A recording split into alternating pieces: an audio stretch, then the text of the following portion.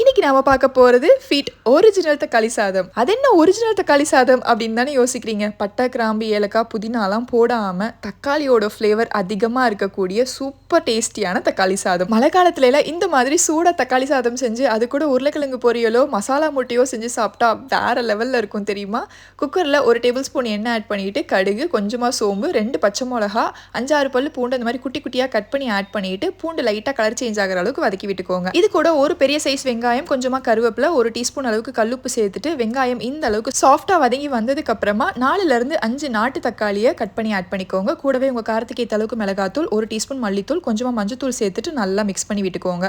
கண்டிப்பா இந்த அளவுக்கு தொக்கு பதத்துக்கு வரணும், அப்பதான் டேஸ்ட் நல்லா இருக்கும். இது கூட 15 நிமிஷத்துக்கு ஊற வச்சிருந்த 1 கப் சாப்பாட்டு அரிசி, 2 கப் தண்ணி, கொஞ்சமா நெய், கொத்தமல்லி கொஞ்சம் ஆட் பண்ணிட்டு நல்லா மிக்ஸ் பண்ணிட்டு மூடி போட்டு உங்க சாப்பாட்டு அரிசிக்கு எத்தனை விசில் விடுவீங்களோ அத்தனை விசில் விட்டீங்கன்னா சூப்பர் டேஸ்டியான தக்காளி சாதம் ரெடி. ட்ரை பண்ணி பாருங்க.